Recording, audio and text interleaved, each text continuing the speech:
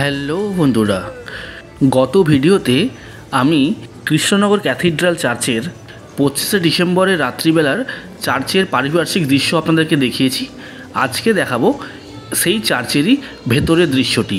সেই জন্য এই চার্চের ভেতরের দৃশ্য দেখার জন্য পুরো ভিডিওটি আপনি দেখুন ভালো করে, তাহলে জানতে পারবেন চার্চের ভেতরটি কত সুন্দর হয়ে থাকে। এই যে দেখতে পাচ্ছেন, এই যে বসার জায়গাগুলি আছে, এখানে খ্রিস্ট ধর্মাবলী যে সমস্ত মানুষজন এখানে আসেন যীশুখ্রিস্টের প্রার্থনা করার জন্য, তারা এখানে বসে যীশুখ্রিস্টের প্রার্থনা করেন। প্রথমে ঢোকার সময়ই চার্চের মেন গেটের কাছেই দেখতে পাওয়া যায় ক্রুশবিদ্ধ অবস্থায় যীশুখ্রিস্টের একটি মূর্তি ওখানে রাখা আছে, যে মূর্তির পায়ে প্রণাম করে ভেতরে প্রবেশ করতে হয়।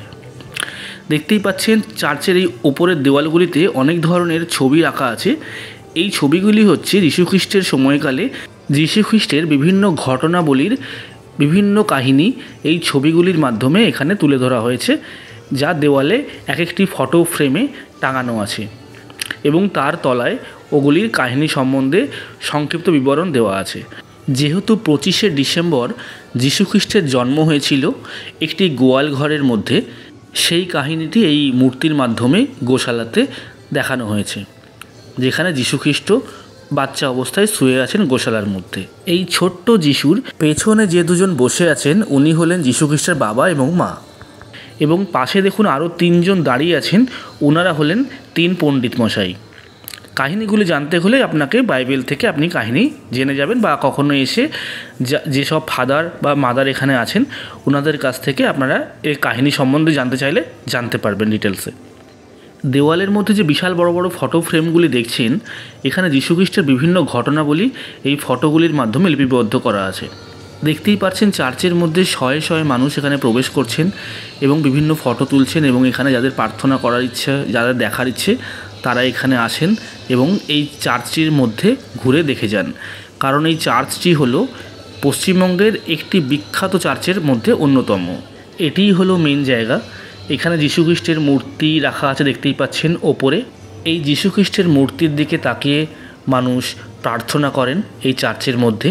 এই দেখতেই পাচ্ছেন ওপরে যীশুখ্রিস্টর মূর্তি এবং তলায় তার ছোট্টবেলার জন্মগ্রহণের একটি দৃশ্য, যা মূর্তিরূপে ওখানে উপস্থাপন করা হয়েছে।